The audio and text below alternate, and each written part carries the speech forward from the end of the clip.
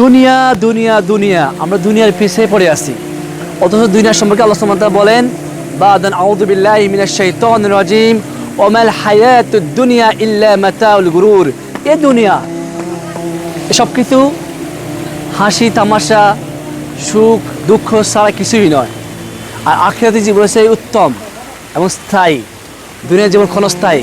এর প্রবলেম হবে, সমস্যা হবে, কষ্ট পাবেন, সুখ আসবে, দুনিয়ার একটা অংশ।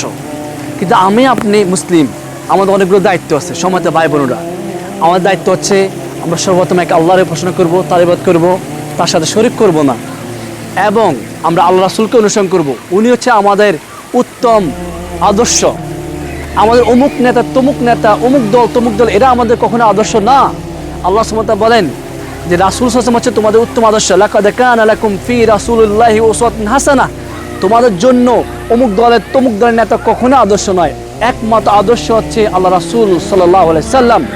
তো আমাদের দুঃখ বেদনা দূর হয়ে যাবে ইনশাআল্লাহ যদি আমরা সর্ব অবস্থায় আল্লাহ রাসূলকে অনুসরণ করতে পারি, তার ইত্তেবা অনুসরণ করতে পারি, তাহলে আমরা দুনিয়াতে সাকসেস হব, আখিরাতে মুক্ত হব।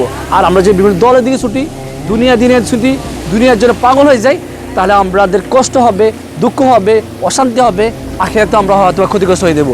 আল্লাহ আমাদের মাফ করুক। তো সম্মানিত ভাই এবং বোনেরা, আপনারা কোরআন দিকে ফিরে আসুন, সুন্নাহর দিকে ফিরে আসুন, ইসলাম দিয়ে জীবন গড়ুন এবং একটা ইসলামী আদর্শ, একটা ইসলামী পরিবার, একটা ইসলামী সমাজ গঠন করার জন্য চেষ্টা করুন, কাজ করুন। তাহলে ইনশাআল্লাহ আপনি সুখী হবেন। টাকা পয়সা সুখ দেয় না ভাই বোন। অনেক দেখবেন অনেক বিত্তশালী, তারা সুখ পাচ্ছে না। টাকা আছে, পয়সা, সুন্দর নারী আছে, গাড়ি আছে, বাড়ি আছে। আমি নরওয়ে থাকি, এখানে অনেক মানুষের বাড়ি গাড়ি দেখে অবাক লাগে এরকম, কিন্তু তারা বেশিরভাগ ক্ষেত্রে ডিপ্রেশন থাকে, তারা বেশিরভাগ ক্ষেত্রে আত্মহত্যা করে। কেন? তাদের মধ্যে ইসলাম নাই, তাদের মধ্যে আল্লাহ রাসূল সাল্লাল্লাহু আলাইহি ওয়াসাল্লাম নাই। তবে আলহামদুলিল্লাহ আমাদের দাওয়ার কাজের মাধ্যমে অনেক মানুষ মুসলমান হচ্ছে এখানে। গত লাস্ট 3 বছরে নরওয়েতে 2000 অধিক মুসলমান হয়েছে আলহামদুলিল্লাহ। আজকে আমরা একটা সিটিতে আছি, ড্রামমেন, ওখানে 2 জন মানুষ মুসলমান হয়েছে। তো সম্মানিত ভাই বোনেরা, অসহায় হবেন না, হতাশা হবেন না, পথ হারাবেন না। কোরআন হাদিসে দিয়ে ফিরে আসুন, পথ পেয়ে যাবেন। তাহলে আপনি সবচেয়ে বড় ধনী, এবং জান্নাতটাই হচ্ছে আমাদের আশা এবং পাওয়া ইনশাআল্লাহ তাআলা। আল্লাহ আমাদের ভুলকে ক্ষমা করুক, জান্নাত নসিব করুক, আমিন। আসসালামু আলাইকুম ওয়া রাহমাতুল্লাহ।